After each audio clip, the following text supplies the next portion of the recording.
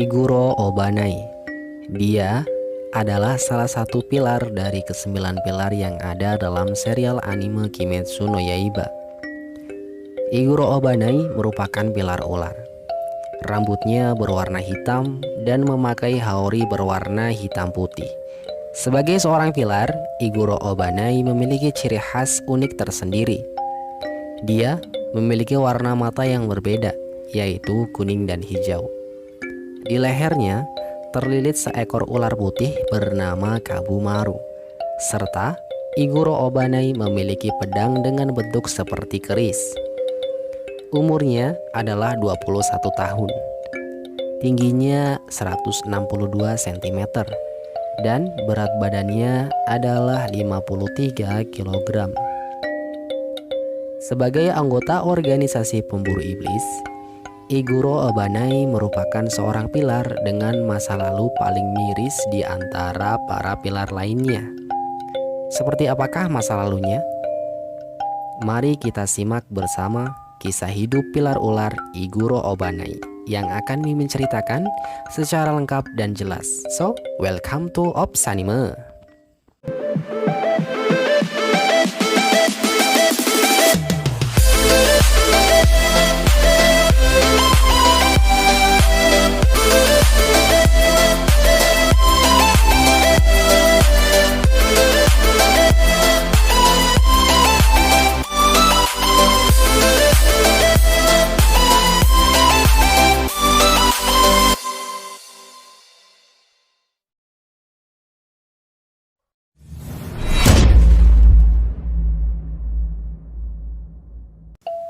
Halo teman-teman, semoga kalian sehat selalu ya. Buat teman-teman yang baru mampir ke channel ini, please banget Mimin minta support dari kalian semua untuk subscribe channel ini supaya channel ini terus berkembang dan bisa membagikan sesuatu yang menarik untuk dibahas. Jadi, tunggu apa lagi sob? Let's go kutu madu dongeng.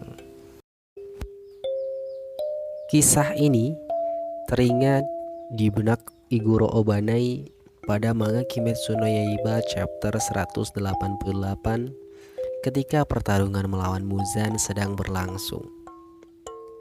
Dahulu diceritakan bahwa Iguro Obanai terlahir di sebuah keluarga yang berkecukupan. Namun, dalam keluarga ini terdapat sebuah keanehan yang dimana hampir semua yang lahir dalam keluarga ini adalah perempuan. Bahkan selama 370 tahun lamanya terakhir kali terlahirnya seorang bayi laki-laki. Akan tetapi di balik semua keanehan itu, ternyata keluarga Iguro Obanai memiliki sebuah rahasia yang dimana mereka sebenarnya bekerja sama dengan seekor iblis ular. Keluarga Iguro Obanai dan iblis ular ini saling berjanji bahwa iblis ular ini akan mencarikan harta yang melimpah dengan cara apapun untuk diberikan kepada keluarga Iguro Obanai. Lalu, sebagai balas jasa untuk iblis ular tersebut, keluarga Iguro Obanai rela memberikan salah satu bayinya yang baru lahir untuk dimakan oleh iblis ular tersebut. Nah, di suatu hari, lahirlah Iguro Obanai dalam keluarga ini.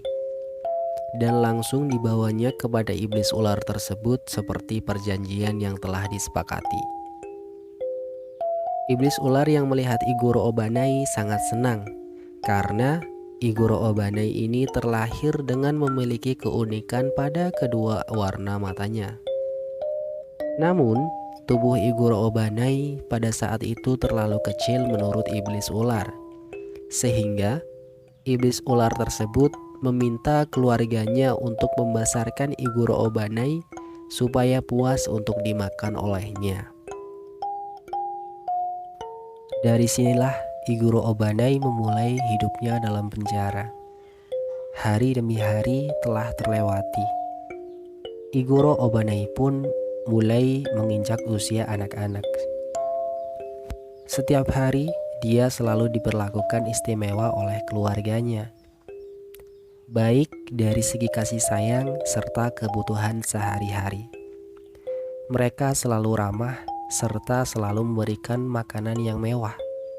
Akan tetapi, Iguro Obanai harus tetap di dalam penjara dan tak boleh melakukan aktivitas layaknya anak-anak pada umumnya.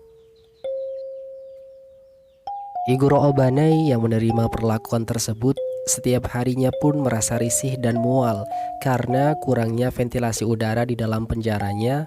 Ditambah lagi, di setiap malam Iguro Obanai selalu ketakutan karena mendengar suara seperti makhluk besar yang sedang merayap dan menatapnya hingga beberapa waktu. Dan dia baru bisa tidur setelah suaranya hilang. Singkat cerita, saat Iguro Obanai telah berumur 12 tahun, dia diseret keluar oleh keluarganya serta dibawalah Iguro Obanai ke sebuah ruangan yang dimana ruangan tersebut adalah tempat iblis ular berada. Seketika itu, Iguro Obanai pun langsung sadar bahwa yang setiap malam membuatnya merinding ketakutan adalah iblis ular ini. Karena saking senangnya si iblis ular terhadap pertumbuhan Iguro Obanai, dia pun membiarkan Iguro Obanai untuk lebih tumbuh besar lagi. Namun, sebelum dibawanya kembali ke penjara, iblis ular tersebut menyuruh keluarganya untuk merobek mulut Iguro Obanai dengan pisau agar mirip seperti dirinya. Serta darah yang keluar pun ditaruh di piring, lalu diminum oleh iblis ular tersebut sebagai hasil menunggunya selama 12 tahun. Semenjak kejadian tersebut, yang dipikirkan oleh Iguro Obanai di dalam penjara hanyalah cara untuk kabur dari penjara itu. Dia pun berusaha untuk kabur dari penjara tersebut dengan tusuk konde yang ia curi. Setiap hari, dia selalu takut dan gugup karena khawatir akan ketahuan. Namun tiba-tiba datanglah seekor ular putih kecil yang masuk ke penjara tempat Iguro Obanai berada, yaitu Kabumaru. Iguro Obanai pun merasa senang dan terhibur karena Kabumaru bisa paham dengan apa yang sedang Iguro Obanai rasakan. Sedikit demi sedikit, akhirnya Iguro Obanai pun berhasil kabur dari penjara dalam rumahnya.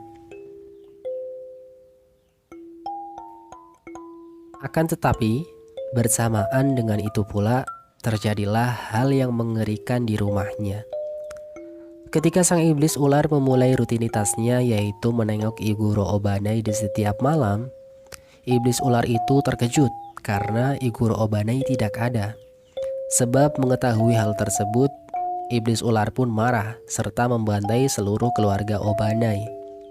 Lalu, dengan cepat iblis ular pun pergi keluar untuk mengejar Iguro Obanai.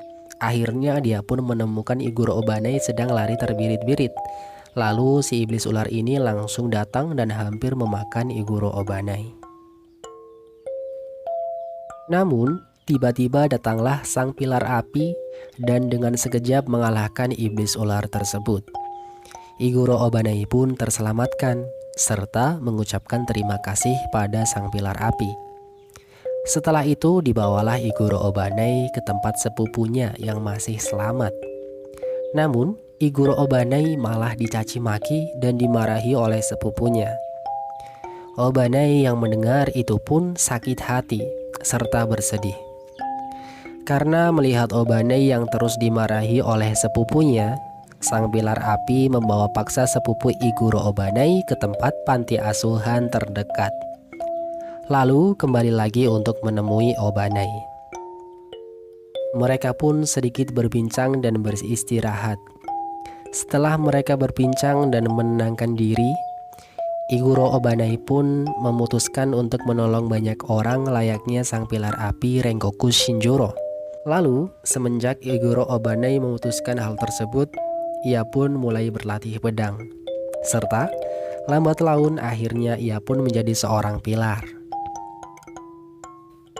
Misi demi misi telah ia lalui, dan banyak orang telah ia selamatkan. Hatinya pun telah membaik, meskipun terkadang masih suka teringat akan masa lalunya. Oke sob, maju beberapa langkah menuju Demon Castle Arc, yang dimana kemungkinan di arc ini nantinya akan diadaptasi menjadi Kimetsu no Yaiba Season 4. Pada arc ini, tepatnya mulai dari manga Kimetsu no Yaiba chapter 181, Iguro Obanai bersama Mitsuri Kanroji akan bertarung melawan Nakime, iblis bulan atas 5.